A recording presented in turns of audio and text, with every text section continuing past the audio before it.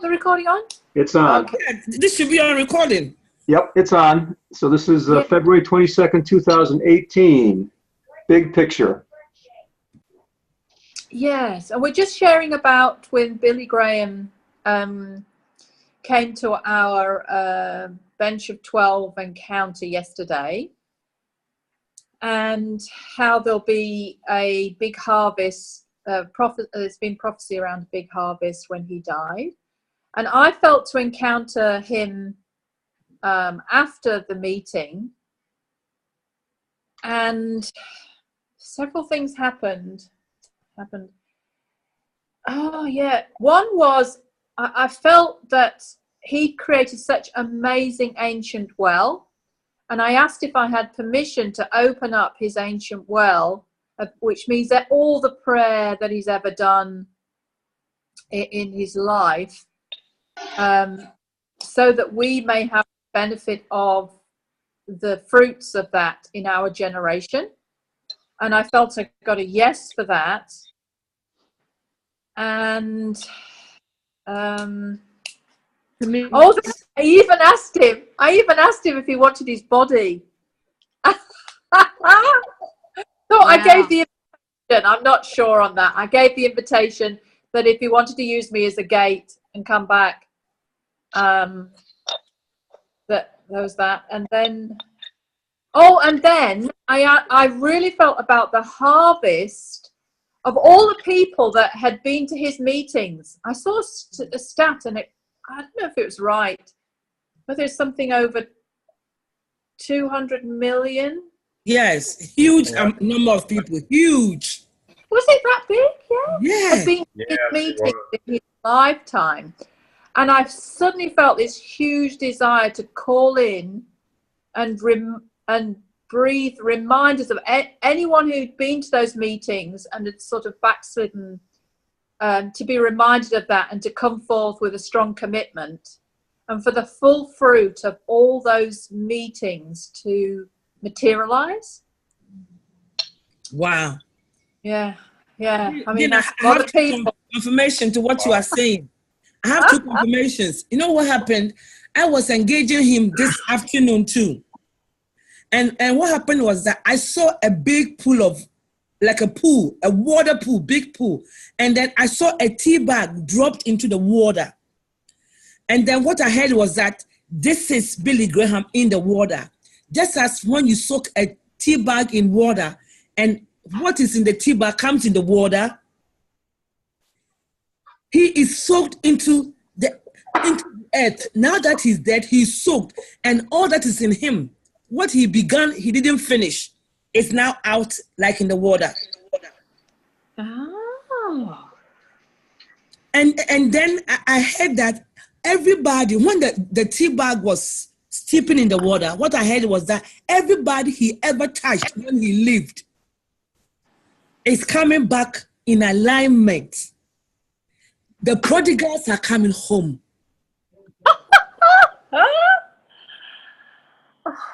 Oh, that's wonderful, Patience. That's so cheered me up. I really needed to hear that this morning. That's really good. And I think this is a prime example of why I feel this mentoring group has been pulled together by the Lord. It's not me, it's the Lord's really, I believe, has brought this at the time when we're realizing the importance of benches of 12 forming and the immense governmental impact that benches of 12 have, and how it's such an obvious model in Scripture, but we just have not seen it. We've been blinded for centuries. And I think there'll be I really got the sense for this group that this is about revealing the biggest picture to you, such that you will then be able to father others in the biggest picture and not only do half the journey. Because many of us could just only see half the blueprint, be content with that. And the acceleration that's needed is vast. I can see that really strongly. We're just talking about transformation on this a scale that none of us can yet even see a speck of, let alone articulate. And what we're articulating so far is a very small picture. So what I saw today was that we would, I really felt the Holy Spirit say, just get talking about what is the big picture. And Bill, also, I really saw that what came out of this discussion would form the basis of a page that would almost summarize virtually so many of the pages we have in just one line. And so that's what I'd love to start with initially, unless anyone's got anything they really would like to bring to the group. And then I'm going to open it up to you for where you're at and where the questions are, and really how we can accelerate you to that biggest picture. And even if you sort of if you're stuck anywhere and this is not inspiring you, let's talk about how, because that's such a big part of the journey I've found, is how to deal with the untethering such that these things become exciting and you don't want to just settle for less. And I've personally found quite a huge pull to look for things that are a lot more tangible, and so to go down the mountain and go in for something that's measurable. But every time I do that, I feel like I get pulled back into know that the bigger picture is where you need to be, because those things, at the end of the day, you're only going to make a fraction of an impact compared to what you could do otherwise. And I don't know if this illustration helps you, but something popped into my mind yesterday about an illustration on this that was, say for example, you discerned it on Earth that you could build a couple of new wings on a hospital, and that would make a huge difference to a portion of the population being treated, and would make a dramatic increase in health that was really needed. But what was happening in the world was that those hospitals would actually be destroyed, and there was going to be some other technology that was going to dramatically accelerate the well-being of the population, like a 100-fold, more than that, millionfold. Would you want to spend a lot of your time building those two wings of the hospital? And that's, I think, where I see heaven is coming from, is it's saying this is on the cards, this is on the blueprint of what is coming, and therefore you can do that. There's absolutely nothing wrong, or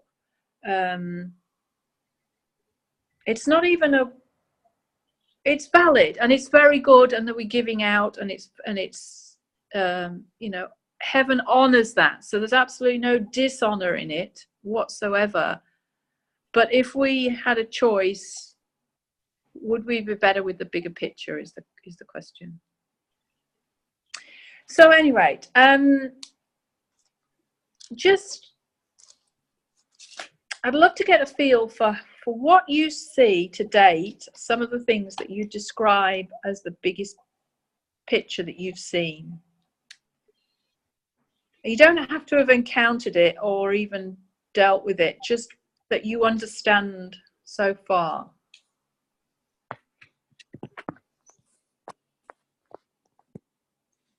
Oh, just before we do that, let's just join together, though. Let's make this a heavenly discussion. We just join together in heaven. We just bind ourselves as one body, one bench.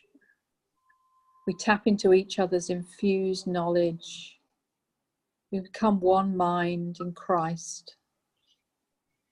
We honor each other. We honor any in heaven that wish to join us today. We invite all our men in white linen to play their part and to bring us and wisdom and the seven spirits to bring us to an immense understanding of the big picture, such that we can accelerate generations to the fullest blueprint that Father has for us. We just ask that our eyes be opened. We open all our gates to the fullest extent that we could receive, and not fight and trigger on these things, but receive this, desire it, honor heaven by welcoming in that, and giving ourselves as that living sacrifice that's willing to be the vessel and the gate to facilitate this in our generation.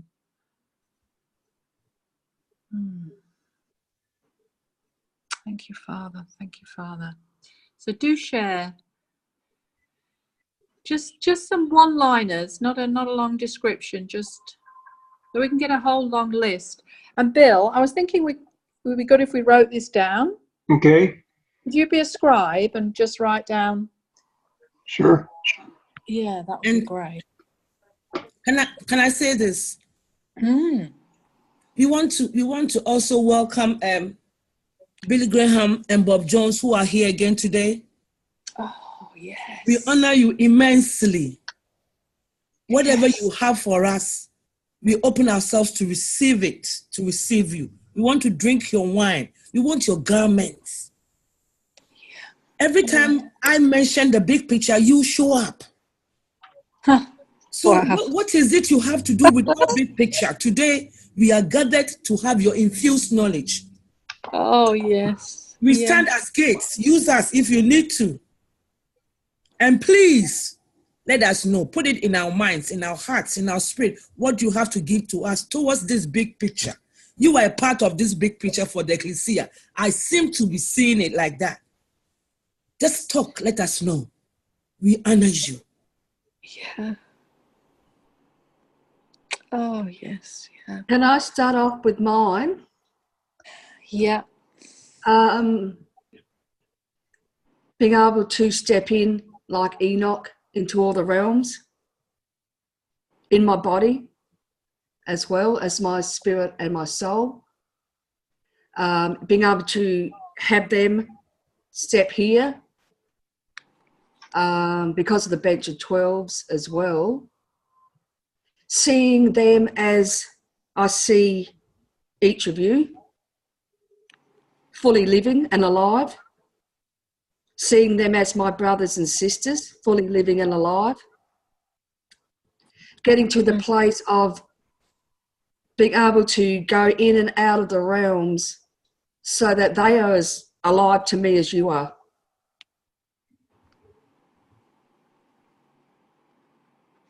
That is awesome. Oh, wow, Lee, that's really good. Yes, I love it.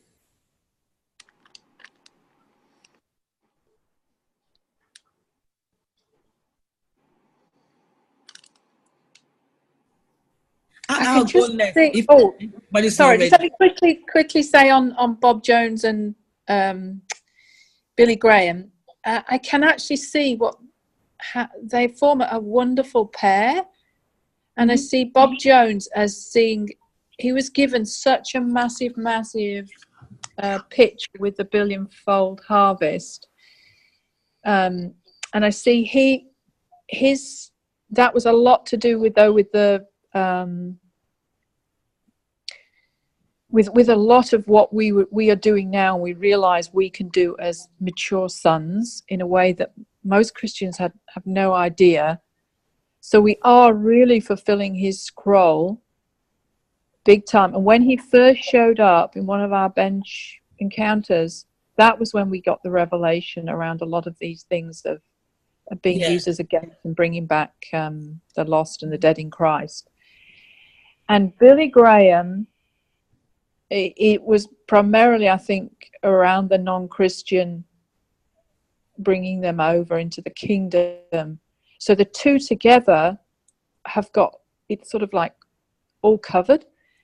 And that's why I see they're an amazing, the fact that the two together are showing up is just even more confirmation that the big picture is for all of us. It's for the lost.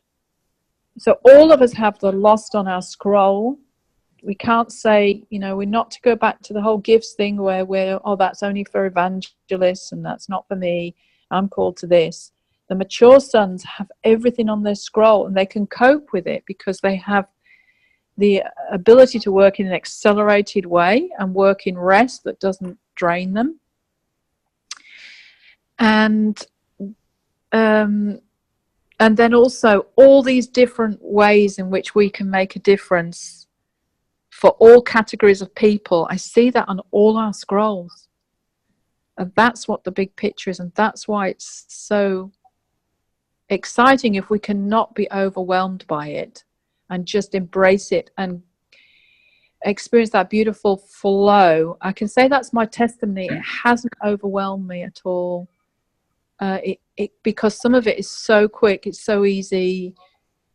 I don't even have to drive and sit in some revival meeting for 3 hours or find a conference I need to go to. Everything I can just do here where I am the moment I feel the mandate. And that's why I feel like we can achieve so much with these new methods. Yeah, so please do anyone else share? Well, I wanted to share what has been coming to me is the opportunity of serious multiplication here. As you said, this Billy Graham he's led so many souls to Christ, which was a gigantic mantle. And here he, as a seed, has got into the ground and died. We've been seeing the image this past week of things dying and multiplying and bringing forth even better than what it was in the past. So I see some serious multiplication here, and I feel like we're being shown, I'm just going to say a technology. I think we're being shown, or we're about to be shown and given the revelation of how to manufacture the sons like we've been seeing in the encounters past, in the last couple of months. Because, we kept seeing massive, the word manufacture came up, which is multiplication of creating. And so I think Billy Graham is a big mark of that unfolding. And just to think that there are multiples of him that are about to come on the scene is really exciting in terms of the harvest. But a concern of mine has been I'm just asking the question. I'm just trying to see how the church, because, the language that the church has been throwing around since he's died is that, it's just a revival. But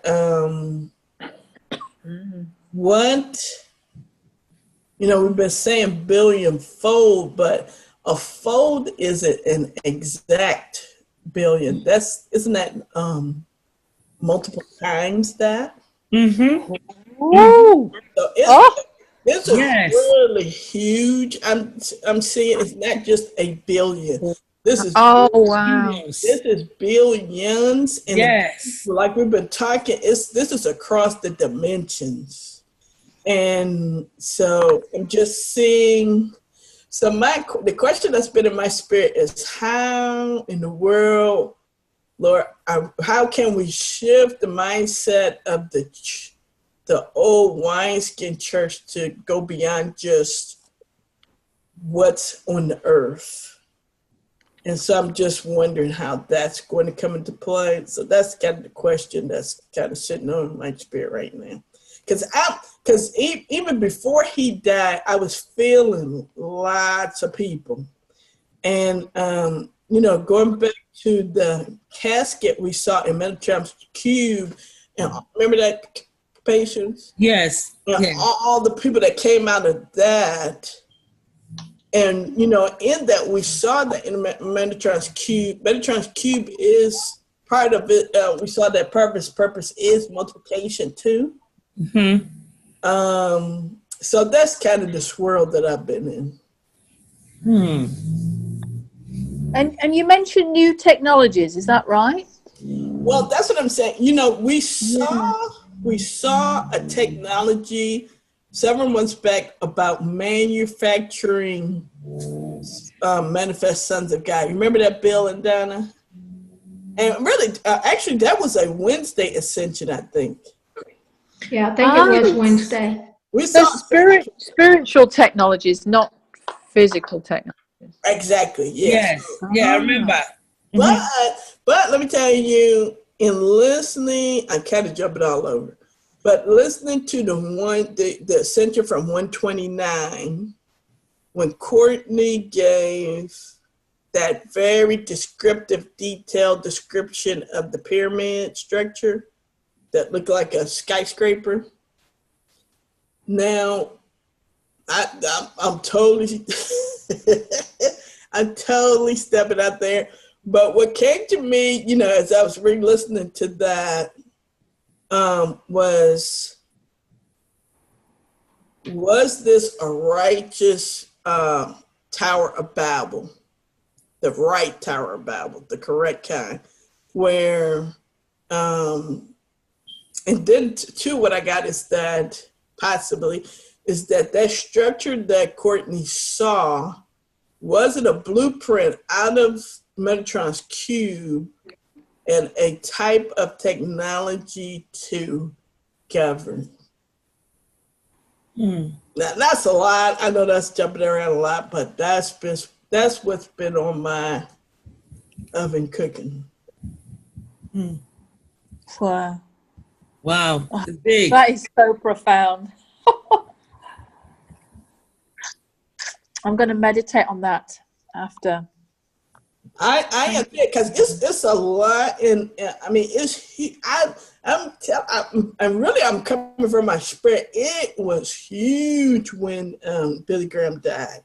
It was a huge piece of the puzzle that got dropped into place, and I feel like he, like you all were saying, he I see him representing a big key to the multiplication of the harvest coming forth, and that harvest is way beyond what we were thinking before, and again, that is across the dimensions.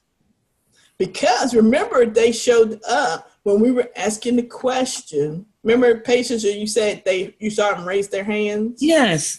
Because, and that what was in my spirit when we were talking about that was how to bring these people together.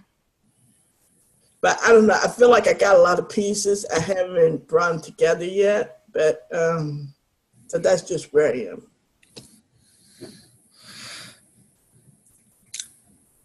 I should say as well on new technologies, someone texted me the other day and said they've been doing encounters in a bench and they were getting new technologies, nanotechnologies, they described it as, from Salem for immortality. Wow, I thought that was really profound. Yes. Yeah, and so we saw that we might be able to go into places like that and really release and some form of technology. And I don't know if it's linked with the sort of thing that Courtney just posted a video.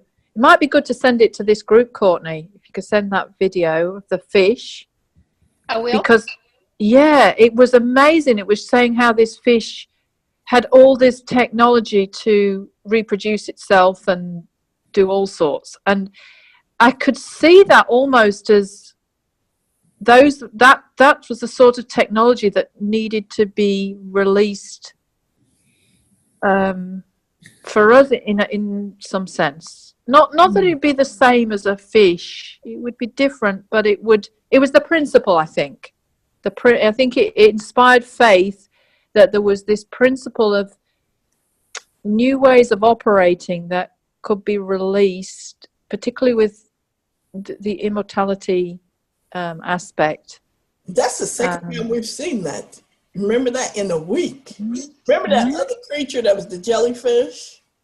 Oh, yes. That's the second time we've seen that this week. Oh, yes. So this is, I don't know if that's the law first mentioned there big time, but we can't ignore that. Yes. There's something there. And can I just flow for a quick second? I feel to tell Courtney something. Yeah. I had a vision of telling you this, Courtney, and I'm just going to say it just because I saw it. But Courtney, I feel like you need to be all over Metatron's cube. And I know you have, but I just feel to say that to you again, because the things that you see are very engineering-like, or if you will, or technology-like. And, you can eat the chicken and spit out the bone, but I sense that's on your scroll big time. And that has a swirl around what we're talking about right now. That just exhort you, encourage you to go that direction. I know you already have, but I just want to encourage you to pursue that even more. Thank you very much, Simone. I received that, and I'm always a spinning. Thank you. I will lean into that. Awesome. And Simone, I also sense that you also have to sleep in Metatron's cube, because that technology you're talking about is going to be birthed through you. Yes, and technology is one of my mountains. And so, as a matter of fact, I feel a connection with Courtney. So I think we're going to be powwowing. And really, what's awesome is a different kind of technology than I thought. So this is interesting. So yeah, I'm leaning into that too. Thank you for saying that, picture. And I want to pitch in here the 12s and benches of 12s that we've been seeing as being key to raising up, as fathers raising up sons that will be fathers. When you have your own bench of 12, they may not be people you relate around over ecclesia, because all the benches we've seen so far are around ecclesia, around the universal ecclesia specifically. But when you all are fathering your 12, they may reflect your other parts of your destiny. So Simone, some of your 12 or even all of your 12 may be around technology and not around ecclesia. So be aware that the model that we are modeling is not the full model. The full model is that your full destiny is reflected in your bench of 12. And you all have destinies that are multifaceted. So look for your people to be part of that multifaceted destiny that you have.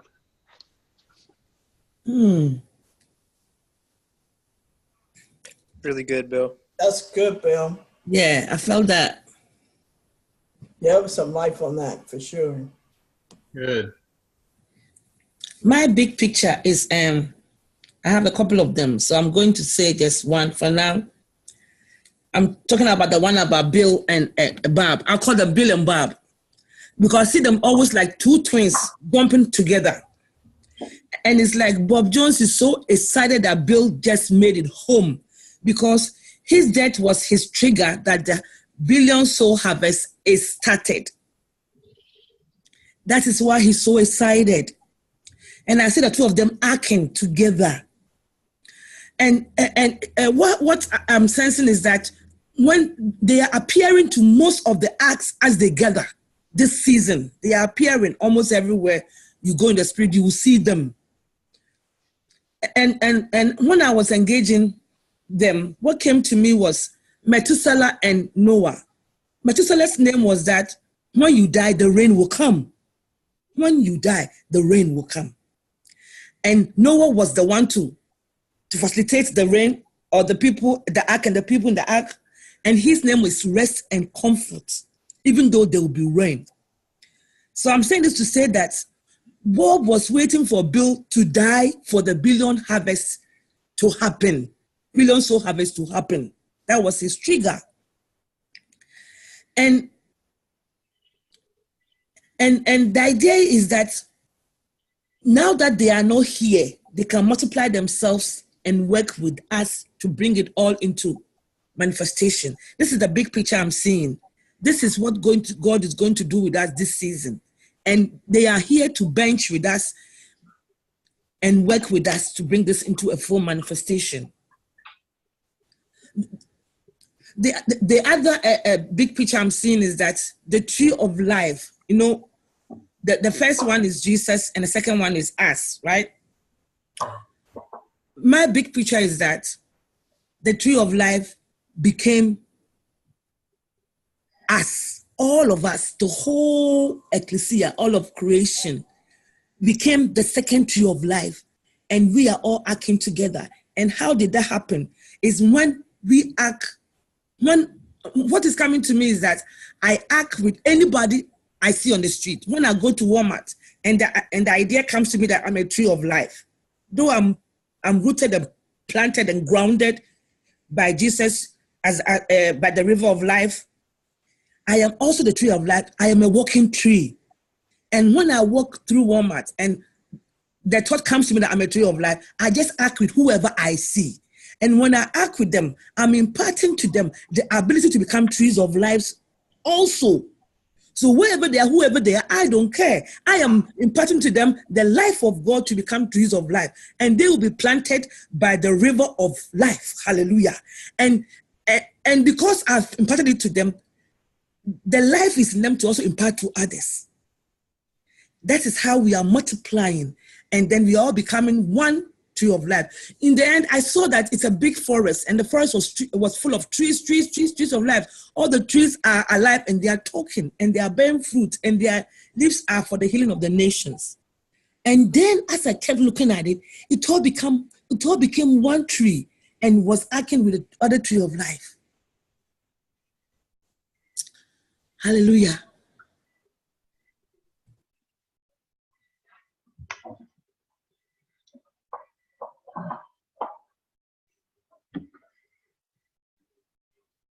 Oh, totally awesome, Patience. Thank you for that sharing. I was really blessed by that. And while you were sharing, I felt that I was being called to form a bench of three with Bob Jones and Billy Graham. Oh, and I could just see like lots of governmental work I need to do as the bench of three. Wow. So anyway, I'll report back on that. That's really exciting for me. I've been dancing with the two of them, one at my side. Dancing with them, yes. I mean, it may be that quite a few of us could be called to bench as well, either as a three or even, you know, together as a 12. In fact, these might be our men in white linen for this bench. Yes, yes. Yes. Oh, yes, I'm seeing that now. For the multiplication. Yes, yes, yes.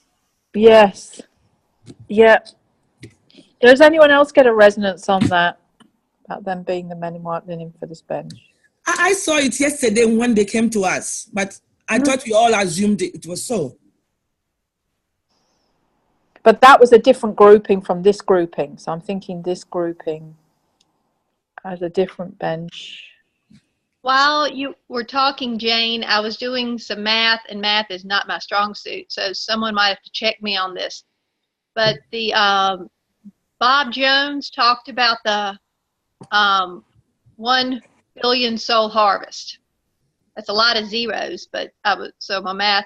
And how many did you say that Billy Graham had touched? 200 million? Yeah, something like that. If you divide that up, it divides into 5. I don't know necessarily what that means, except there were two specific numbers that stood out when we were talking.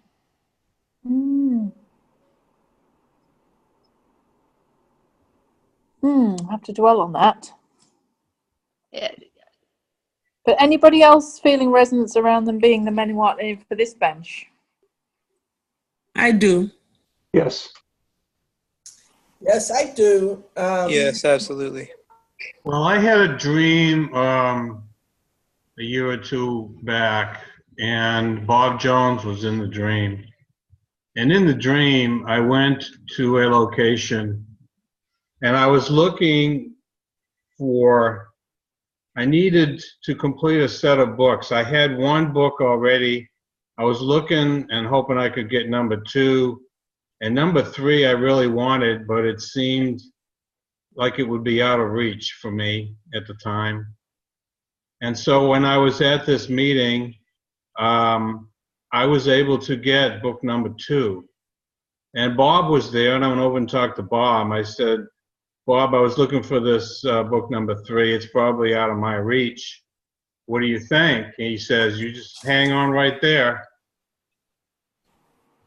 And I said, there's some real heavy hitters here. He said, here's book number 3. This is yours. Put it under your arm and go take it with you. So for you to suggest that he would be a men in white linen for this group, I would say yes. And I'm looking to find out more about what's in this book number 3. Yes. It's a completion of a set. And I always look to Bob for things that I didn't understand that he would explain.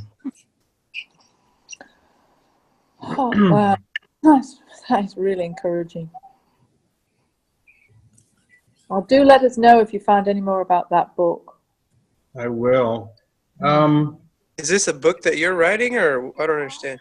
It's a book that, because I write a lot of material out. I journal a lot.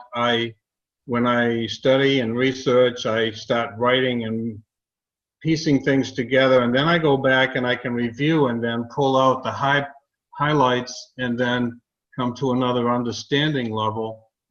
And having Bob in my life was that kind of an experience. There was something I read, Jane, that you wrote in for us to read on the chat there. And you used the word accelerate. And if I may, I'd like to just share what I have experienced.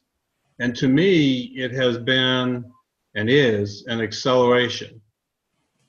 So if I can do that, I'll go ahead. The reason why I'm asking is because I seem to be in a little different place than everybody that's spoken so far is. So is that okay? Of course, yeah. Okay. I discovered the angel Phaneol, also known as Phaneol. And I discovered him in the Word a while back in the experience that Jacob had with him. He's known as the face of God or the presence of God. And Jacob, in that experience, did not quit. He hung with the angel. The angel changed his name to Israel. And in that process, I realized that that angel was with the Israelites all the way through their experience in Egypt and coming out of Egypt to Mount Sinai. And at Mount Sinai, the Israelites were given an opportunity to have direct communication with Father. One-to-one, heart-to-heart, Father would have written his law on their hearts right then and there, right on the spot. They were afraid of it. They still had a slave mentality. And they, by and large, refused and said, Moses, you talk to him. You be our intermediary. But there were a couple of people that didn't do that. There was at least two. There was at least Joshua and Caleb. But yet Joshua and Caleb still had to go through the entire wilderness experience. So the acceleration for me is to know who Peniel is and what is his role and who is he in relation to Michael, who is the angel assigned to Israelites. Well, Michael is the angel of death and resurrection. Peniel is the angel of the overcomers. Peniel helps out Michael whenever it's necessary. He was the angel that helped get the message through when Daniel was in the lion's den. So I feel and I experience Peniel, as an acceleration into the realm of the overcomers.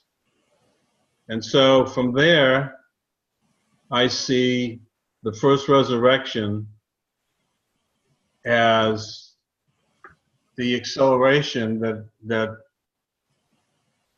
we can experience. I feel that I will experience it. Now, I don't know what that means in terms of doing when you were describing the hospital.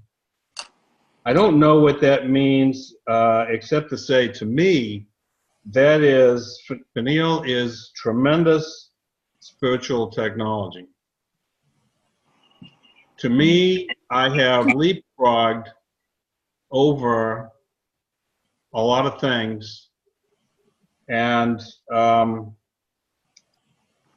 the other aspect to this that I have is I see Joshua and Caleb as soldiers, as military people. And military people are people without self. They are team players. So the success of the team is what they're all about. And I am a military person.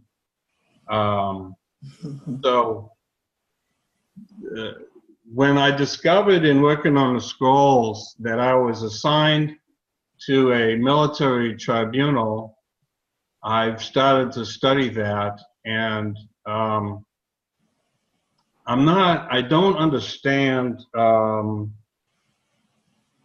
if this is on my scroll, as it appears to be, how does this relate with everything that you're all doing? That's one question. Yeah, I can see that really a possibility. Would you say your scroll is really to contribute to the full manifestation of the first resurrection talked about in Revelation? Mm-hmm. And in which case, if that is, that's exactly what we're all doing. We're just describing it in different ways. Okay. And I think a lot of us have been doing stuff and we haven't realized that's what we're doing. We're contributing to the first resurrection. We've just been talking about, bringing giving bodies to the dead in Christ and moving people up realms, and but it's all part of that. And I see you're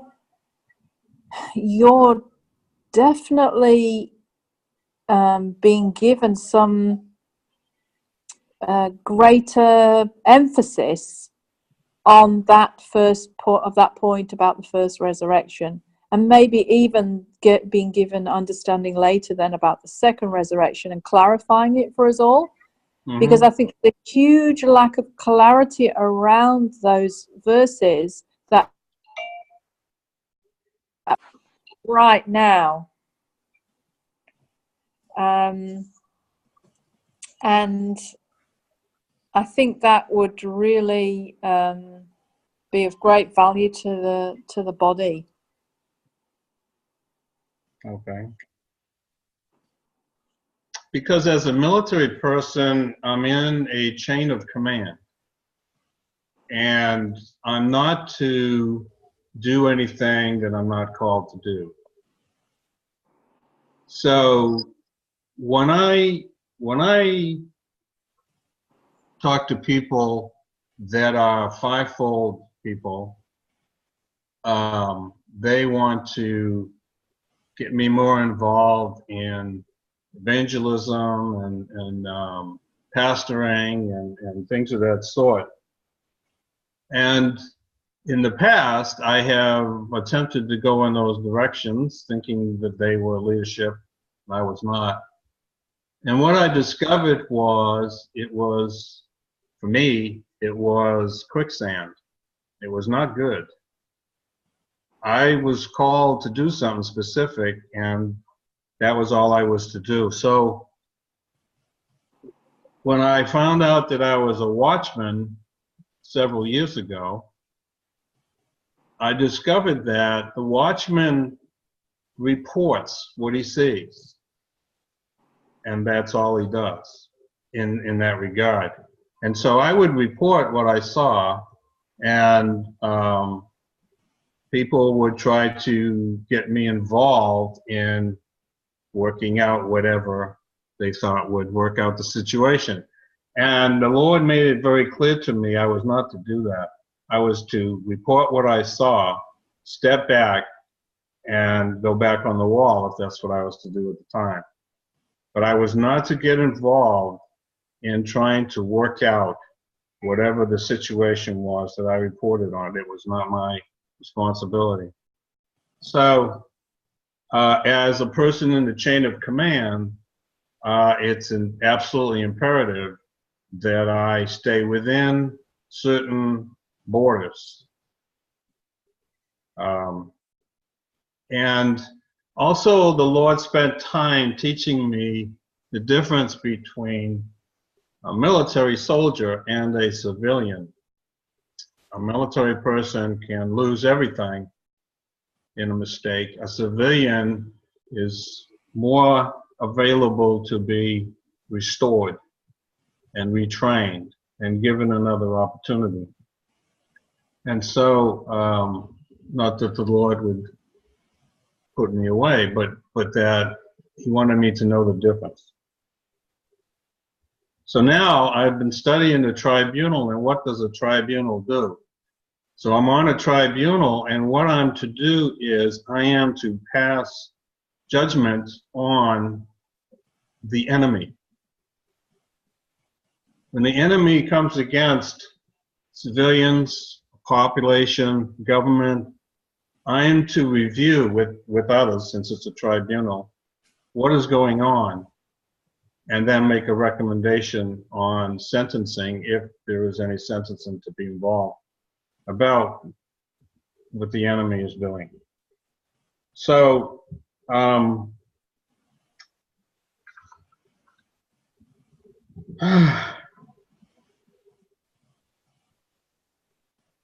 That's really good, Thomas. The only thing I'd say on top of that is just keep asking about the ages and whether you are to find out about the other ages that might go beyond a tribunal setting. But it may be that you need to really learn some principles there first before moving on, because I have found that I did a long time in the courts, and it taught me an awful lot about verdicts, seeing blueprints, accusations, what the big picture was. And I can almost look at any situation now, and I understand what trading floors people are on and what's caused mega situations in society. So it was a very good grounding for me. Okay. Yeah.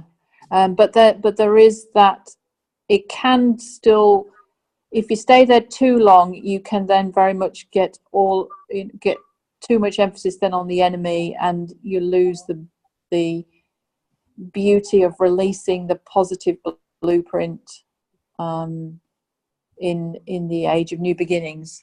And that has a huge acceleration component to it. So it's I found that my maturity just absolutely rocketed when I moved and understood about releasing perfection versus dealing with a lot of the accusations.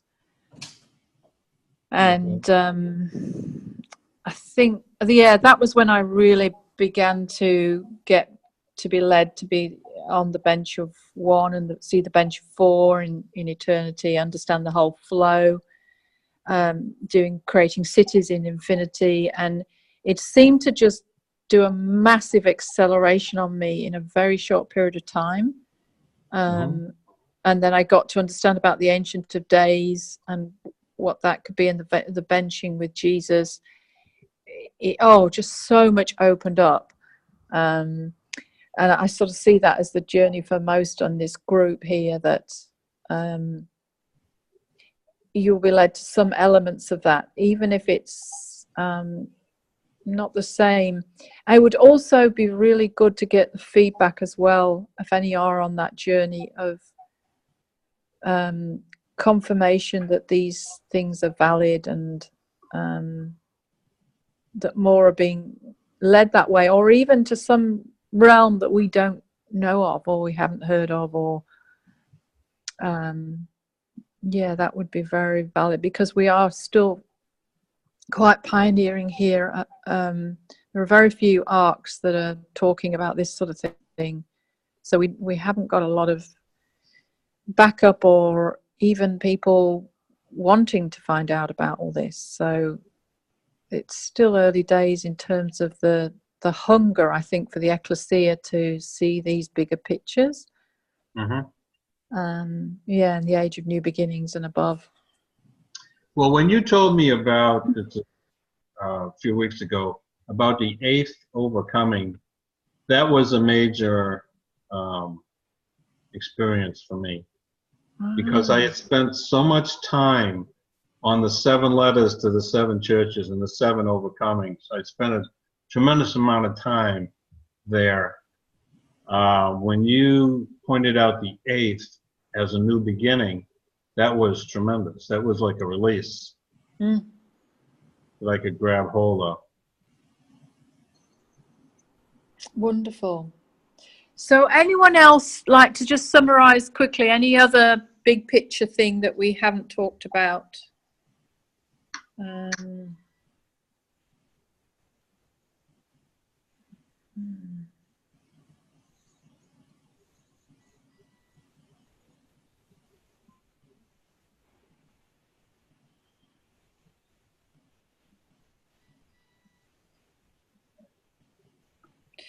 I before I came on this call, I wrote a list, and I don't know if it's helpful if I read it now, but we've covered a lot of them. But one thing we didn't talk about was uncovering mysteries, and that's definitely, we're seeing that on a lot of people's scrolls as a real part of the blueprint. Because which will actually stop us taking camp, because if we don't keep unveiling mysteries, we will just get stuck in these ways of operating.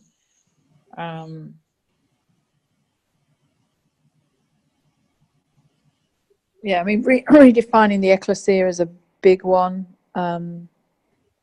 That a lot of the pioneers don't seem to be that have that much on their scroll, but I see for the full harvest, there's still that constant redefining of the ecclesia and the values and the way of operating.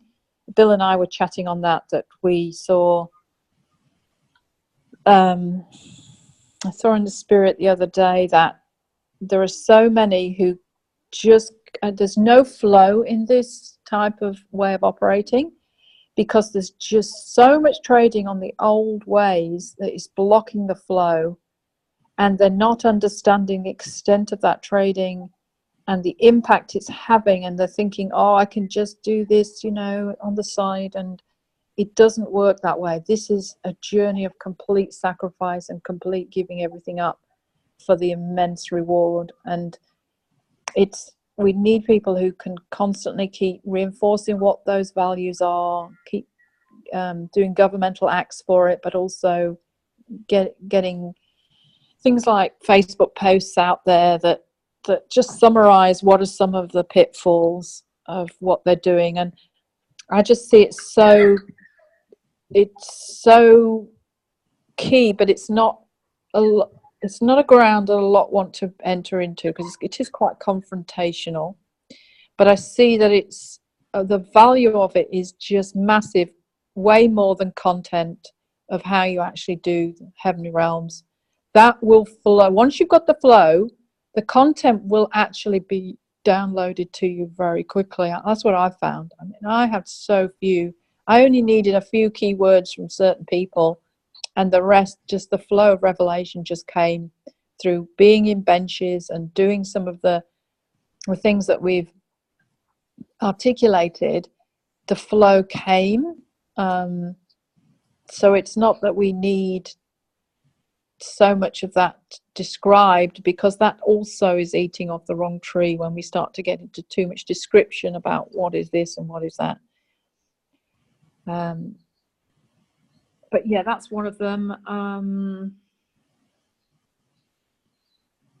I've got here we've mentioned that forming benches of 12, but also fathering others, governmentally ruling in eternity. I should say governing in eternity, we see, versus ruling over new cities to bring a flow from eternity that's in infinity. So, Jane, say that again.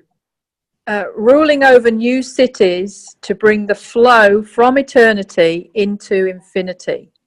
So that's what we do in infinity. We create cities to unblock the flow from eternity. So we're basically saying these are the values of the blueprint we have seen for our day right now, for our Earth timeline. So we spell them out in terms of creating a city over it, and then we rule over that blueprint and values until it becomes embedded in New Earth. So that's a really big part of the picture, that if you've missed what all that's about and how to do it, if you listen to a lot of the Wednesday bench encounters, you'll see we were taken on this journey where we were shown all this for such a long period now. If you listen to them regularly, you'll see this pattern. I'm pretty sure they were meant to be a form of teaching, but in a very practical way, because the journey we were on was so... it was just unbelievable. It was just this revelation, that revelation. It just led us so easily and naturally to understand this whole flow thing, way better than anyone could do articulating it in a teaching or a page. Or I think you'll really grasp that if you feel that concept's a new thing for you. The other big picture is being really comfortable with facilitating encounters, and we're seeing there's been a huge blockage for a long time. We're just not getting the flow of people wanting to facilitate encounters, and I almost see it as a rite of passage, really. And I'd like I think most of you in this group are facilitating some form, but if you're not, I really see it will be a blockage if you don't step out in that. Something flows when you give, and literally you don't have to know much, you don't have to be an expert, you just have to say, I'm putting my hand up and I'm willing, and Seven Spirits, you teach me. And that's all I had. I never went on any training course, but I quickly picked up. I remember when I first started, it was within weeks I really understood the concept of pulling together a joint mandate, defining a governmental action, and getting the group to agree on that. It just came naturally. But I think if I'd gone on some course and somebody just tried to teach me it academically, I'd have been overwhelmed and probably have wasted 3 months doing all that. It's just best to plunge in. And if anyone's nervous, just start with 3 privately on your own. Nobody's listening. Get that confidence. And then try and release it to the team to facilitate, because the more that the team understand about facilitating, the more they will learn.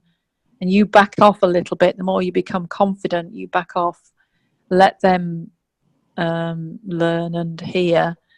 And then we move away from this whole traditional wineskin that said we had to go on all these excessive courses, almost be qualified professionally to do anything. And that's just not the blueprint I've seen. That we've got to move away from that. But this is about stepping out and saying we're confident. We're not going to trade into flaws of being, I'm not worthy, I'm unconfident, I've got to learn more. Those are just wrong trading flaws. The moment you know something, you've got something to give away to somebody else. And that's the other trading flaw I see massively. Everything. I see the more you give away, the more all this flow will happen. And the reason a lot are not having flow happening easily is because they're in a take mode. I've got to learn before I've got anything to give away. And that's the wisdom is actually the other way around. You give away everything that you've been given because it's a treasure, and the flow happens and you get given more. And if we can break this trading floor, which I've seen just happen so much in traditional church, where 80% they come to listen, and the 20%, it's a well-known stat. It's happened for centuries. It's a well-known stat in society. Those 20% that give, they grow. The 80%, honestly, they're really wasting most of the time just turning up and listening. What you get is so little back compared to if you just plunge out and give to somebody else what one treasure you've been given. So anything else, Bill, you want to add that I haven't mentioned much? Or? I agree on the facilitation. Every time that I get somebody to jump into the deep end of the pool, they always are able to swim. And the key to not being afraid is looking at somebody else and loving them, and your fear goes away. Are you talking to me, Bill? I can't swim in the natural. Lee, that's funny. Remember when we put you out in the deep water and you swam? You swam, girl. Yeah. No, I was just going to say, what have I learned? I learned once, like we all know with anything, once you do it the first time, you break through fear and it doesn't have a hold anymore. Yeah. And, those private times you were saying about go and do it privately. Well, look, Alana, how many times did we think we were doing it privately and it got put on for other people? Because the point is, when you've got something to give it away. And, you know, some revelations came and things happened that couldn't just be left under the bushel. And, you know, dear old Bill would say, that needs to be seen. And Jane was like, do you think we could put that out there, you know? And look, Alana and I would got look at each other like, you know, deer caught in headlights and thinking, oh, I don't know, can we? But look, I've survived. Alana, have you survived? Barely.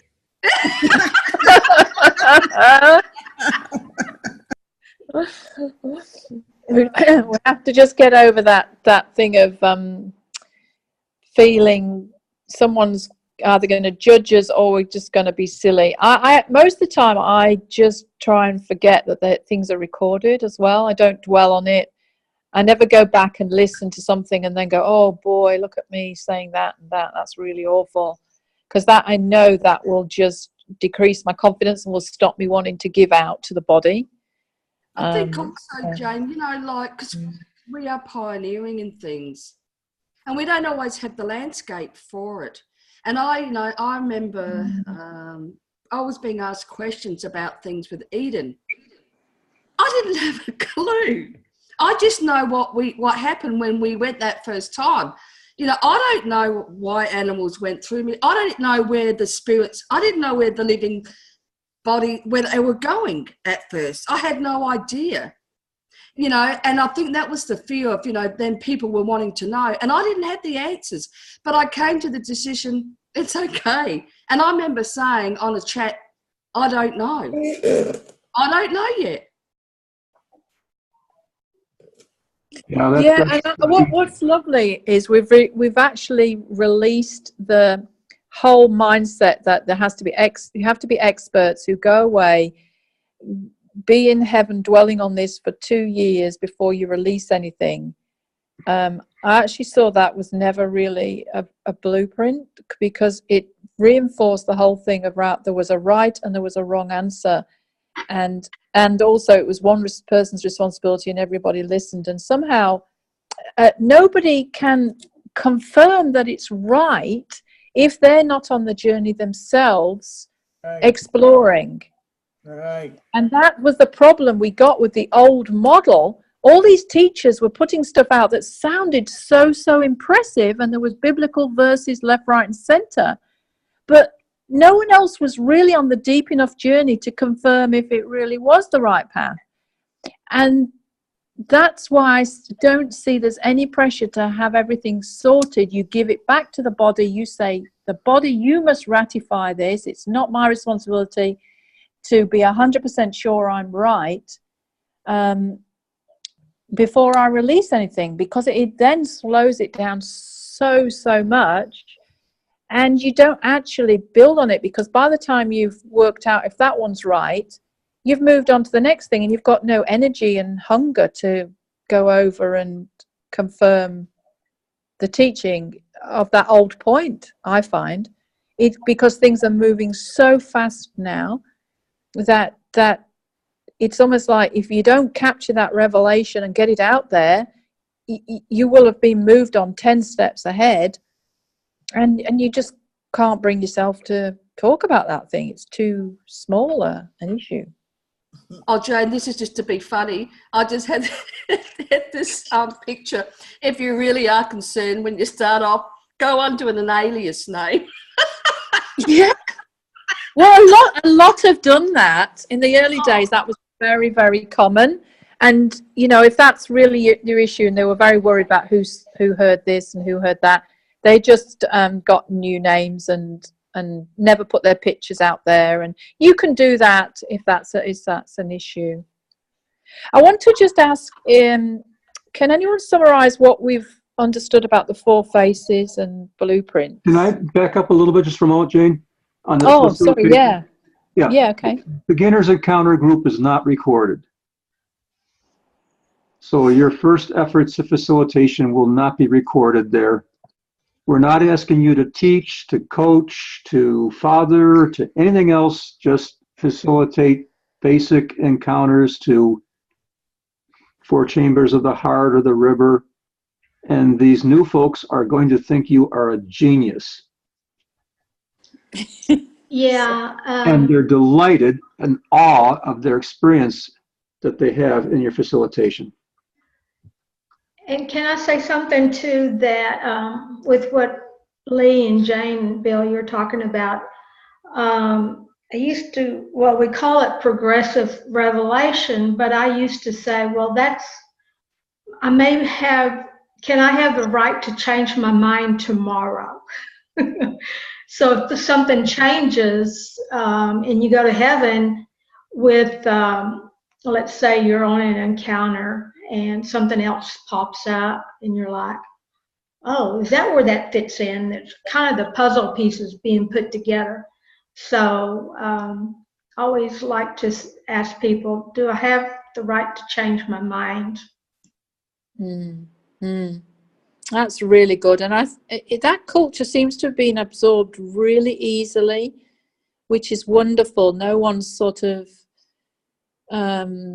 getting upset about those kind of way of operating now, and it's created such a beautiful flow. I really don't think we would have had this flow without that change, and it's released a lot into confidence to go places that in a way it was beyond the maturity of their kind of ministry, so to speak, but was nevertheless really in the scroll and solid revelation, and wasn't that far off, what was the final truth. So that's what's so lovely about all this. And I think if we can raise up this whole body of people who don't subscribe to just listening to others and that's the way they're going to do things,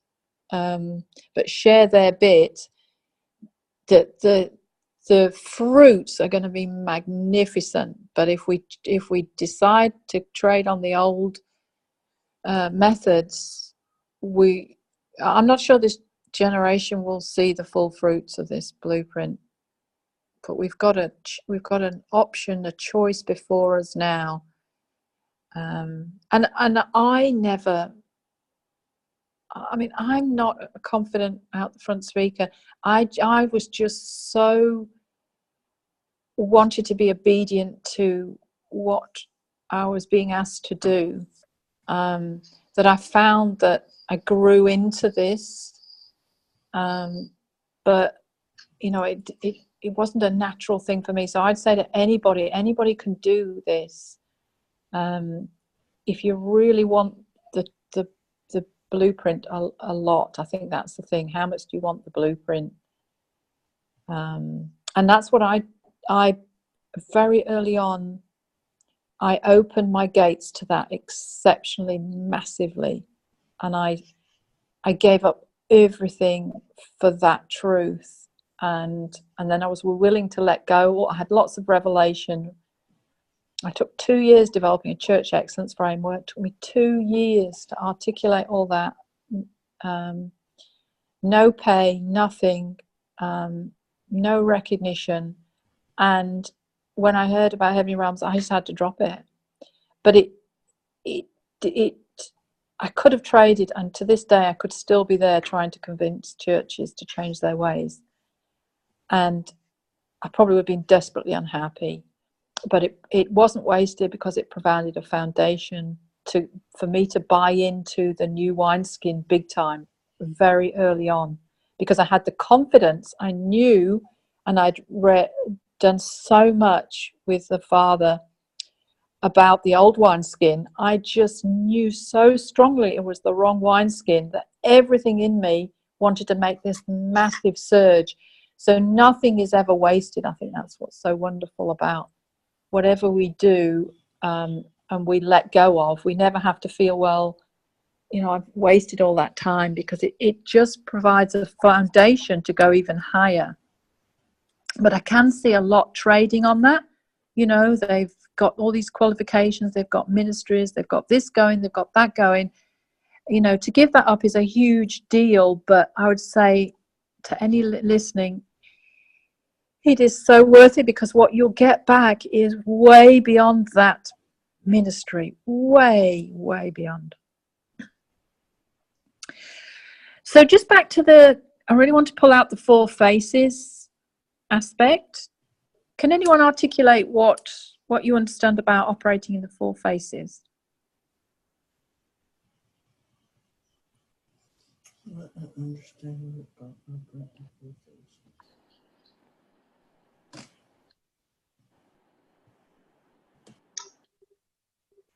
And how it relates to gifts, not individually, I mean, but corporately.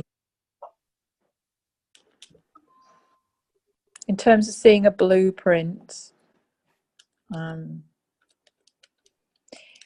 because the huge transition is around moving from gifts to the four faces that a lot of struggle with, and then a lot are operating individually in the four faces. But what would you say is the blueprint beyond that?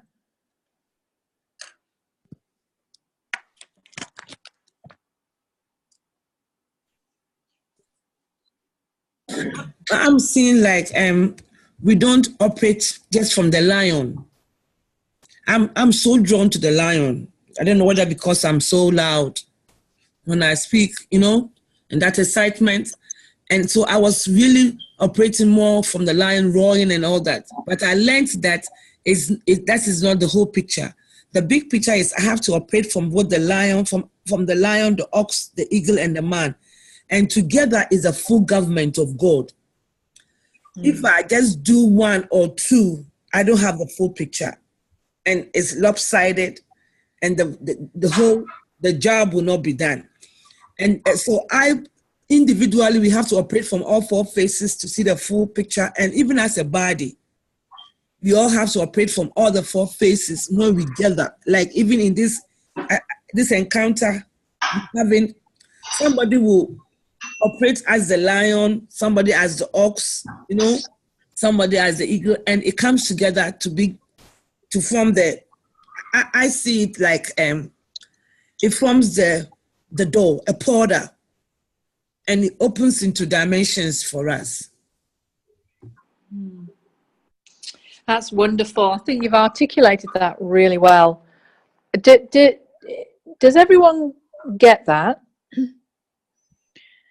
Or do you want to ask any question around that? It is a tricky transition to get your head and to actually intellectually understand it. And I had to abandon intellectually trying to articulate it. But I found that when you really understand with encounters, you get it. You see what we're doing. And we're all operating at the four faces by doing what we're doing in encounters.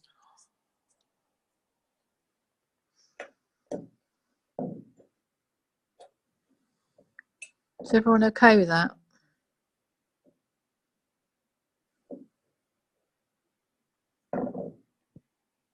Well, Jane, part of it has to be that you're going to be operating legislatively as well as an oracle. It's king and priest in heaven, and legislatively big picture under one of the two, and then oracle under the other of the two on the earth.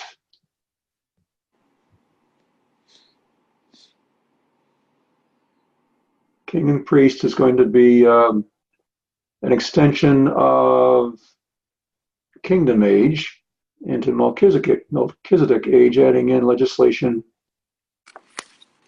at a big picture level, not just on a throne as a king. Trying to articulate it here for you.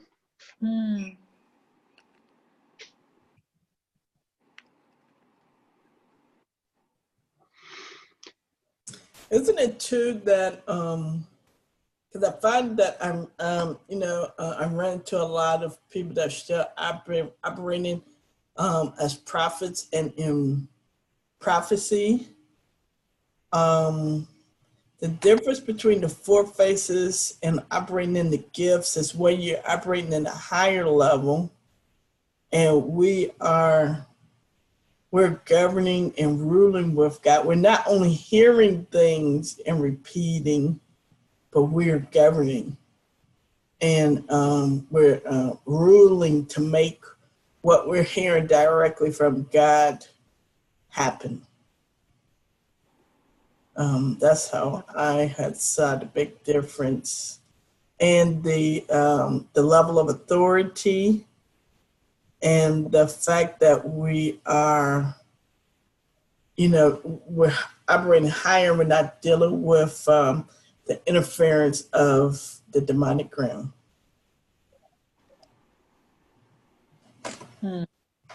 Yeah, that's good. And it's corporate in a way that a prophet's operating in an individual fashion. But I would see the four faces. I mean, we do operate individually in four faces, but I would see it also as being corporate too. Yes, and we're working with the whole ecclesia in heaven as well. It's a part of the tree of life that we're in in cycle with. The tree of life being all of the heavenly hosts of heaven too. I mean, the men in white linen, lady wisdom. I mean, all that being part of the ecclesia.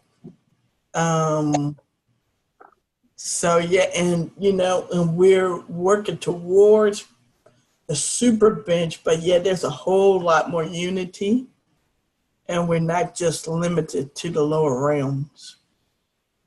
Simone, that's a beautiful segue. Back to Bill Jones, Bob Jones, and Billy Graham. Earlier, I said 1 billion divided by 5. I had it backwards. 200 million seeds planted by Billy Graham times 5-fold, and I'll redefine that in a second because he just did, equals a billion-fold harvest. When you said the word fold earlier, it was highlighted. And I've been fighting what the 5 could be, and I was like, no, I didn't want to go there on the 5-fold. But I looked up to see what fold meant, because you opened that door about it meaning something different than we think. It actually means it bend over itself so that it covers itself. You mentioned that. But it also means a form or shape, or possibly a blueprint, that's produced by a gentle draping of a full garment.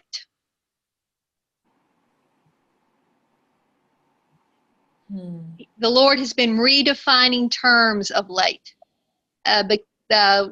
You read a word and you automatically put a meaning that you've known for a while, but he's, at least with me, he's redefining, and that's part of the process. But I pretty much had the word fold and 5-fold tucked away as a certain thing. But right in the past few moments, he is greatly enlarged that. Jane, I just had an illustration I think that came to mind. King David operated on the timeline because he looked forward to the day of Jesus. So I think he was a prophet, priest, and a king, all three.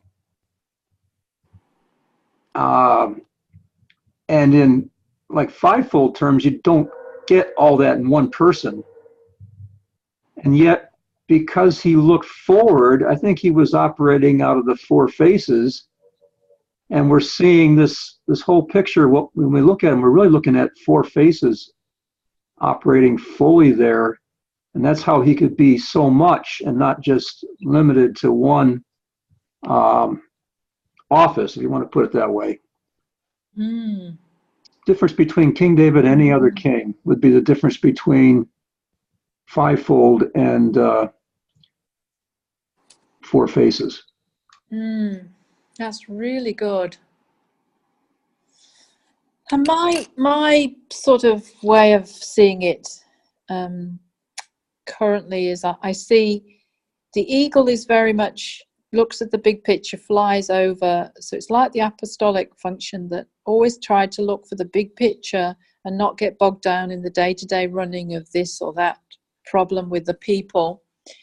And that's what we're doing when we're looking for the blueprint in encounters. So we're operating in the eagle apostolic function. Anytime we're looking for a blueprint, we're being like an apostle, saying, what's the big picture? And that's why constantly asking what the big picture is so important for a mature son. And so many churches, what happened was they never actually drew on the apostolic function, and they were run by teachers who only ever saw the teaching aspect and the small, how do you sort of look after the people? How do you pastor them? And so that was why so much of the big picture of what the Bible was talking about was not a feature in those churches, because they weren't drawing on the apostolic function, and that was very dangerous.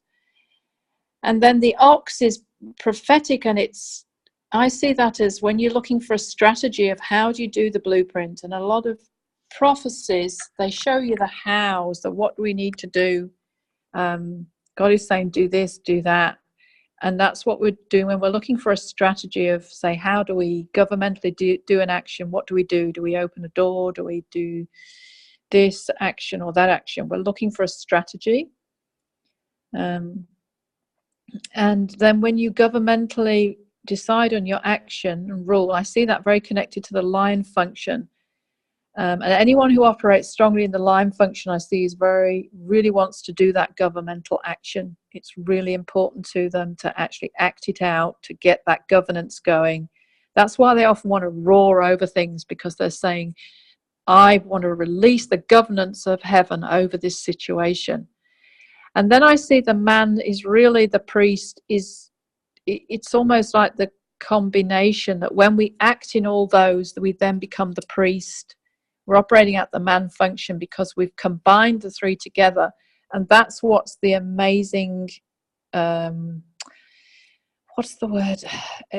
Like Big Bang, catalyst, explosion happens in heaven, because we've hit the bullseye of the winning formula of looking for the blueprint, the strategy, and then doing a governmental action. And it's a dynamic, like a chemical reaction. You put those together, wham, have you achieved a lot in a few hours. And if you can keep that in your mind, because it's very easy when you get encounters to get into just hearing, exploring, or one person's heard this, the other's heard that. Before you know it, you're just hearing, and you're not defining an agreed blueprint, you're not defining a strategy, and you're not defining a governmental action or taking it. And then they become more encounters which, are valid, but they're a fraction of the level we could get at.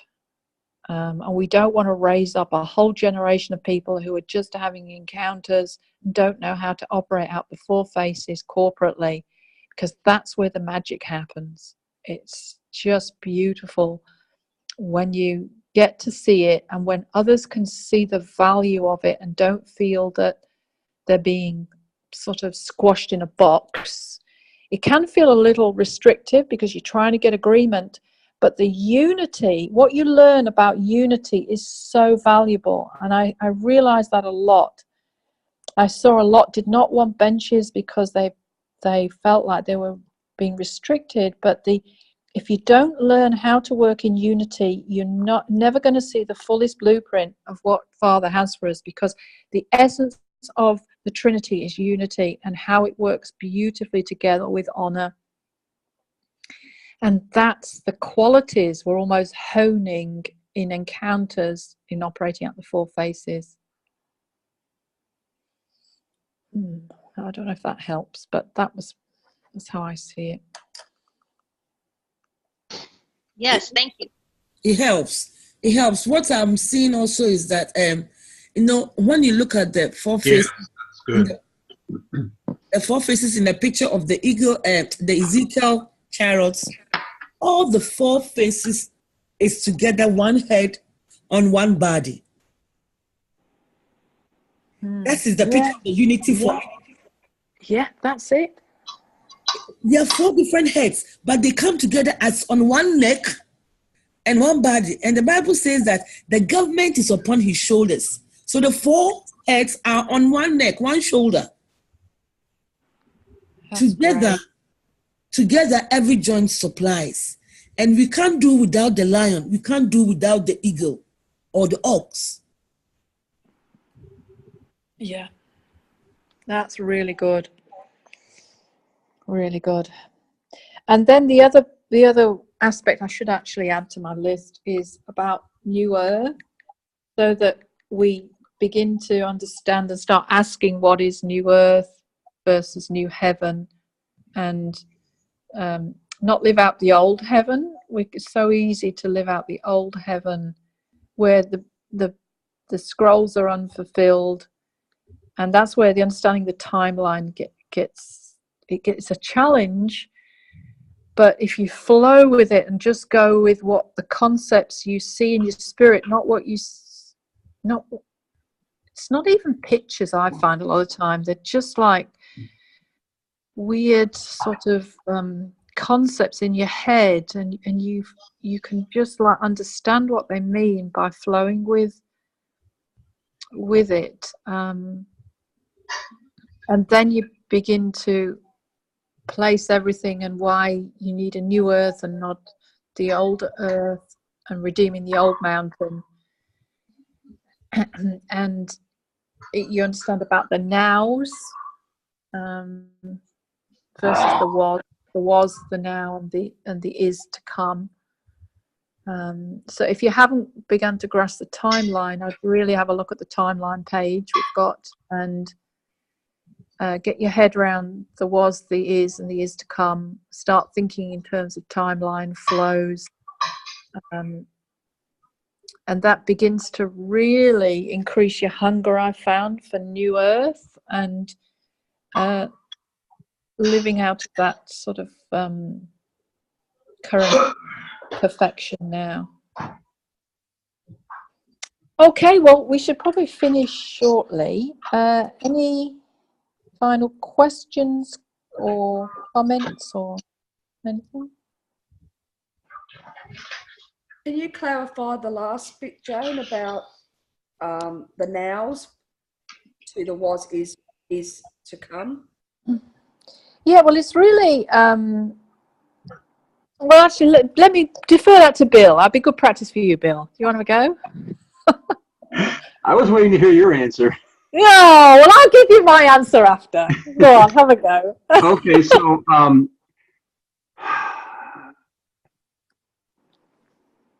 well, I'm going to have to I'll take a shot at this here. I have a sense that there are folks that are caught up with the now, and they're living in exactly where how do I want to say this?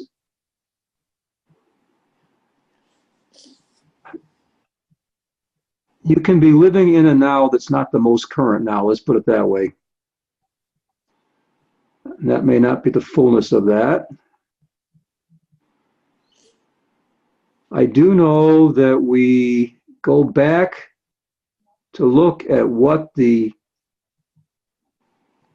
perfect plan was in the beginning. We speak it into the future, and then it comes to pass in the present. That's the function of it. Now, putting the terms on it, the was is going to be that perfect past. And I would guess that the is the current, and the is to, no, I'm not sure on that. Jane, help me with that. I've got part of it. Yeah, I tend not to use the word is because it gets confused with is to come. So I go was, now, the now, and the is to come. Was, now, okay, was, now, and is to come. But actually, we've seen that it's wrong to call it the finished now. We call it, so I'm calling it the ongoing now, because it's constantly changing. And But yeah, you articulated that really well, Bill, and it's just that flow. The now is a product of the was, that was everything that was meant to be in the full blueprint, and eternity. Scripture says it puts eternity in our hearts, so that we have a deposit of what was the fullest blueprint in the first stage of creation, and we're trying to release that and understand it more, release it, and we release it into the is to come, because the is to come forms the now, if you can see what I mean. So you set the intention of and that's why I love the time when we command the morning. What we're doing is we're framing up the is to come, so it becomes our current now and becomes our reality here and now in this second. And if you can get your head around that, that's so much of how we operate then in the age of new beginnings and the age of Zion, is that way.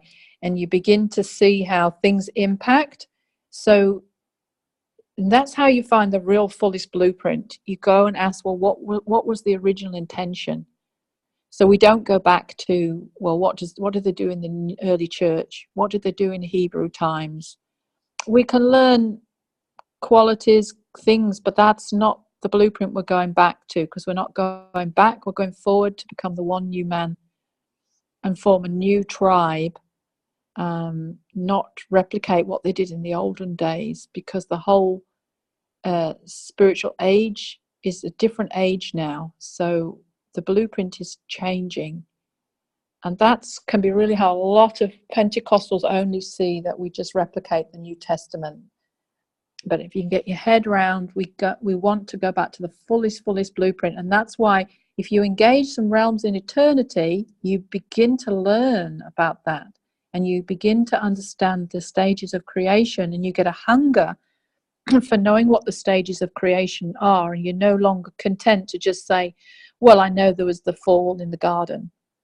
You go, no, there's way more before that. Way more that has affected our destiny right now, and will keep affecting it till we really mature to learn about this.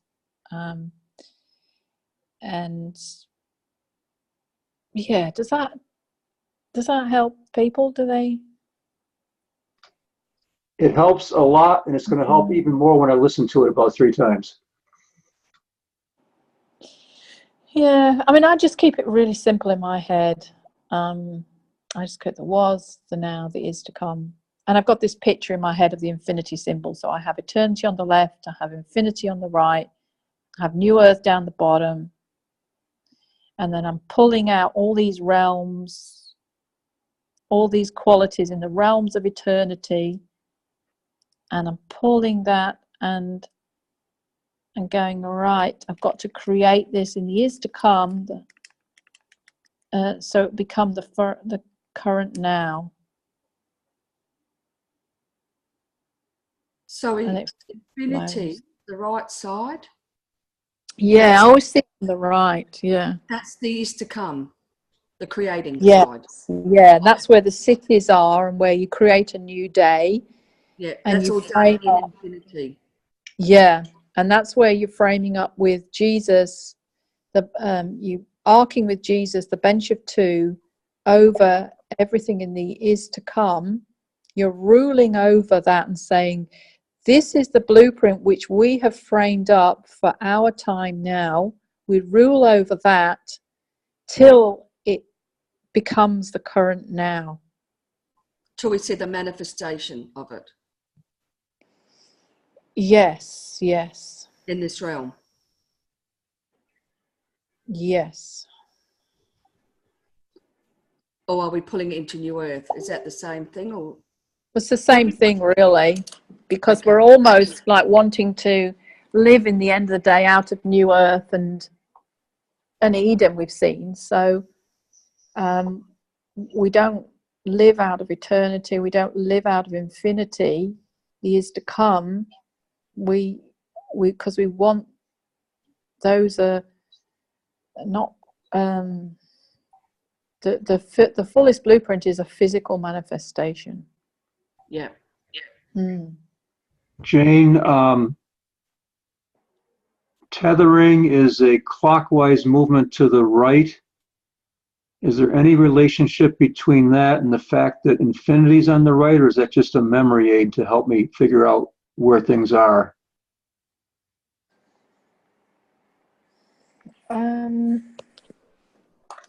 It could well be. But that helps me remember, because I'm tethering to the right, which helps me figure that the creating part is on the right and infinity's on the right. Yeah. I mean, I don't know if that's just something that, is the same for everybody. It might be just the way I personally grasp it. And it probably isn't too much whether if you saw it the other way around. It's the flow. The key thing is the flow and the unblocking. And we've seen so much, it's like plumbing. A number of times we on the Wednesday encounters, we've talked about plumbing. We've got to unblock this, which we're unblocking in infinity in years to come, because there's been wrong trading on wrong floors that have blocked the flow. And that's why we're not, in our current manifestation, we're not seeing the eternity blueprint, because the wrong trading has caused a blockage. So we're unblocking the years to come, and the flow just then goes governmentally ruling over the wrong trading.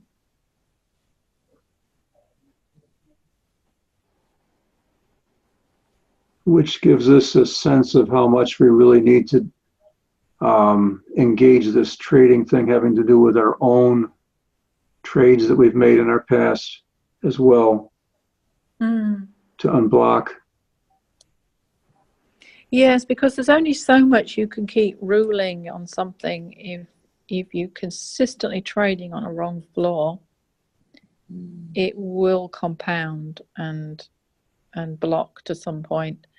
And I think that's why there has to be, with this journey, such massive change in what we do, where we give our money, what groups we attend, whether we, do it half traditional church, half this. It's all counts, because it's such a journey of purity and submission and giving up your ego and your self-government to the heaven. It's not just about how can I extract the biggest abundance and bliss today, because that's never the values of the Father. The Father is always all those values that we've always seen in the essence of his character. They're still there, and they work. They work, even though the soul says it's the other way around. I see it as what Thomas was talking about. Thomas was talking about the military, that you are even there, you have sacrificed everything, and even sacrificing your life if need be. This is how I see it, that this call is to the point that we are like the military.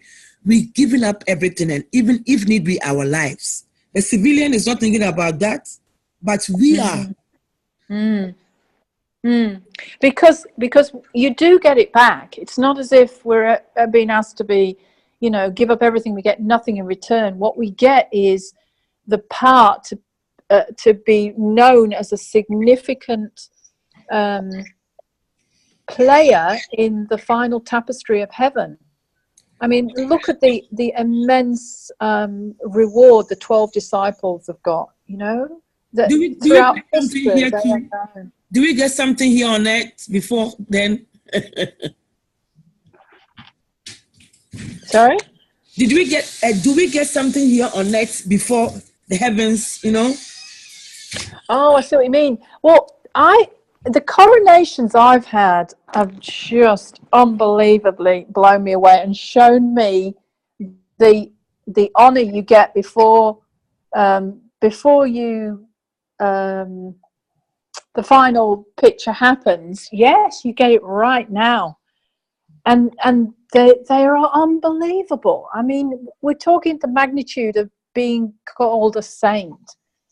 you know, and then our lives, to me, that's so attractive because it our lives have counted for something significant. We haven't just sort of gone through the motions of life and, you know, had a few pleasant holidays and a nice job and enjoyed our grandchildren, and that's all we want from life. It's so much more than that. And that honor, I mean, that honor carries on, you know, in the new heaven and the new earth. I mean, the 12 disciples are now the foundation of New Jerusalem. I mean, that shows the immense contribution they made, that they are part of that foundation that will be remembered forevermore. And really, when you look at it, it was only a sacrifice for a few years a lot of them gave up. So it wasn't even that big a cost, although they did give up their lives. Most of them were martyred. But it's, to me, it's so worth it, because the Father never asks you to do anything that's absolutely excruciatingly painful. Most of it is bliss, or you end up enjoying it way more than the old thing, and you don't want the old thing anymore. So that's what I love about it. Jane, I'm just realizing that the old mindset includes that all of the reward is not until we die. That's the old mindset. I mean, we watched our pastors and such, and I saw two models. I saw the one model was the people that actually were really, frankly, operating in worldly fashion, and they resulted in worldly rewards that had nothing to do with anything spiritual. They just made the business model work. They advertised, they did this, they did that. And the other one was the folks that were poor or died on the mission field or labored away quietly and couldn't afford to pay their too much, really. And those were the only two options I saw.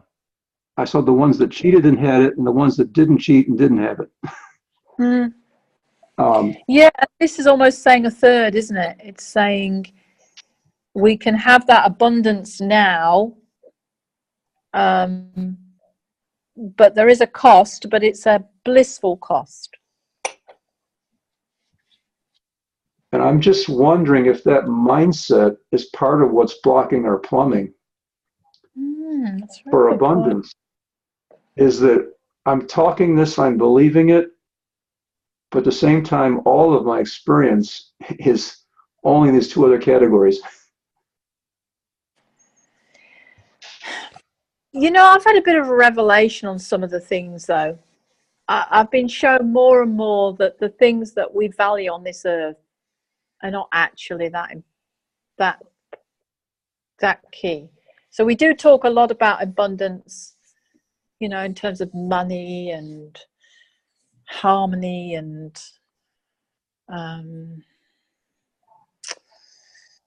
well, any of the things we've gone in for really on the abundance thing. But the more I see the higher blueprint, the more I see they're not the spiritual treasures. You know, the spiritual treasures are the intimacy, the relationship, the honor, the coronations, the authority in heaven, the ability to see the big blueprint and have a part in the tapestry of heaven. And I'm wondering if that is why some of these other things, like, you know, money is not necessarily pouring forth for everyone, and even health to a point, because those that heaven's trying to teach us about the valuing those other things. You see where I'm coming from on that? Yes, and there is a certain amount of perseverance and endurance that's required. That's very clearly taught in scriptures with reference to the kingdom of God, that there's endurance. Yeah, and do we want purity more than we want our bank accounts filled? You know, things like that. Do we want that place in the and be living our fullest destiny more than we want harmonious families in our now? And you know, all those questions that we can get so caught up. And what happens is the more we focus on them, the more we want them, and then the more we're disappointed that they're not happening, and we get in this cycle of looking for earthly values that define what is a successful life in our culture. And a lot of the time our culture's got really tainted. Oh yes. Hasn't it? I mean, the money's really, and it doesn't make anyone happy. You only have to look at wealthy people and you realize the pressure they're under when they're wealthy. Oh, agreed. And you only have to look at some of the you know, the fantasies that we try and make about perfect family that, you know, really in a fallen world, are they ever really going to materialize? But the other things, they can't be taken away from us. They can't be denied, because they're also a personal journey that is up to us. And I would not in my wildest of dreams have ever thought that I would have had some of those coronations that I had, that I would have ever been in any position to have been on any equal level with the 12 disciples or some of these great characters in history because of what I did. And I don't even feel like I've done a great deal. But then I've always rewarded so immensely for the things that I think it shows what heaven is willing to give for those who will just give the really hidden things that they're a bit tough at the time, but they're not that tough, really. When you reappropriate your values. I mean, I was in absolute bliss and ecstasy in the first few years I was doing this, because I didn't care I wasn't getting a salary, or even, you know, people were rejecting me, or, you know, this or that, because I was so in this flow of what I was doing that was so big picture. It was like everything I ever wanted, that nothing else could come close to my other dreams, and not a fraction of this. And even though this is less tangible than some of the other things I had wanted to do with my life, the everlasting impact is mind-blowing. I have to keep reminding myself of that, because I do sometimes get into this trap of, well, what am I actually, you know, on the ground, what's changed? But I think so much has changed as well. We all need to be encouraged that we're even in this position of there being some flow in heavenly realms. I mean, that's an absolute miracle, that we've got this flow that's kept a lot of us doing this sort of thing. Can I just add, Jane, you know, talking about values, you know, to me, people are the highest value. And, you know, just the revelation that's come lately regarding the men in white linen who have responded to the call to come and help with our scrolls. You know, the encounter of who I saw in Lady Wisdom's house, who had put up their hand to come to help me fulfill my scroll. You know, and I looked at some of these people and what they had done on the earth. Some I didn't know, but you know, they're on that side. They certainly see the big picture. And to them, coming to help us says that we are, you know, what we are to do is so valuable from heaven's perspective. Yeah, it does. That, you know, all I've got to do if I have a bad day and think, what am I really doing? I don't see that, you know, what's really happening, what's really manifesting. And I have to say, I don't have that a lot I used to. But if I wanted to entertain that, you know, thought, that's all. Now I just stop and think about that. I stop and think, so-and-so and so-and-so have put up their hand to come and help me. you know, I don't mind just saying one of them was Winston Churchill. Wow. And, you know, and I'm just trying to say, they value us. Yeah. They value the scroll we have because we're still here to do what we need to do in the big picture. Yeah. So, Yeah. you know, And I mean, maybe, how can we equate that to going out and, you know, getting a job that might pay a very good salary compared to that sort of impact? I mean, it's... And I think maybe, you know, everyone just think about, you know, the thought of going and inquiring about who are you, men in white linen, who want to help you fulfill your scrolls now, you know, and we think that there is probably 12, you know, that's out there, but whatever. And then, you know, I just see I just thought about it again the other day, you know, some of them I didn't know, and Alana had to help me who they were, you know, and, you know, Joan of Arc, you know, these people who did what they did and what they sacrificed and all of that. And I'm thinking, you walked in and because you want to help me? You want to help me. So I must have value in heaven. Exactly. I must have value in heaven. And we're not even being asked to be martyred. I mean, you know, Joan of Arc was burned at the stake. I mean, I want to step in like Enoch. I'm stepping in like Enoch. So I have to keep reminding myself that the cost that some of these paid, we're not being asked to do a fraction of that. The persecution we get is minimal compared to what a lot of Christians in the third world have. Definitely. That's why the cost is really small. Jane? But just seeing the value, like you said, the value from heaven is so different. It's a small cost, especially considering that most of it involves sitting in a chair. Yeah. And the most persecution we get is people just unfriend us and don't want to talk to us.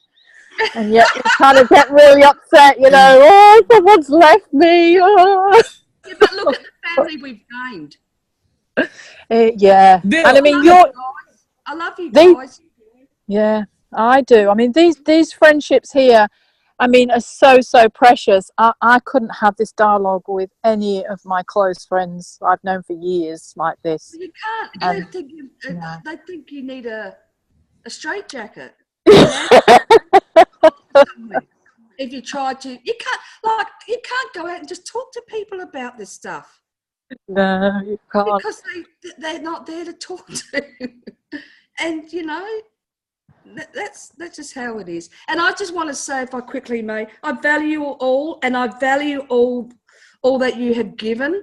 I just want to quickly say, because yesterday I had a lady come over to my house for the first time to drop some things off. And cut a long story short, I took her in to see her scroll. I had never been on the scroll groups. You know, we've done the bits we've done in Tree of Life group. So what I did, I went straight to YouTube. I went to the activation of your scroll that Bill and Patience and Donna had on there, and I put that on. And I gave her a pen and paper, and I said, we're just going to follow this. I don't need to create, you know, another pathway. That's a great one here in front of me. Yeah. And she entered in. She went into the library room. Jesus stood in front of her. She opened up her book. She saw a couple of things. I smelt, you know, some fragrances and stuff. And she went away with that. And then I gave her the link to Ecclesia Framework and, you know, other things. And I did have to stop and explain about Lady Wisdom and the 7 spirits of God and the 7 handmaidens, because they'd been mentioned. And I just quickly showed her where, you know, in the Bible, because that's what she needed, just, you know, where she was at, where they were. So, you know, there was no triggering. She was so completely open. And because of that, she just stepped in and received. Thank you. Awesome. So I thank you guys for the time and for doing those things, because we don't know, you know, the setups that are happening from day to day, people coming on and seeing these YouTubes and all of that. We really don't, you know. know who we're really impacting. Yeah, we don't. And we are definitely impacting some major players as well, who are keeping at the distance, but I know are listening and they're engaging, and they may go on to incredible things as well. So we often having results that we just don't know about. Oh, well, thank you guys. We should probably finish the recording. Okay. Yeah, but thank you all for a wonderful discussion. And please, you're very welcome to contribute to the agenda of these meetings. So if the Lord speaks to you about something that's, please just let me know, text in the group as well, and we can all pull together in forming the agenda, because I want it to be really around where the rubber hits the road for you all.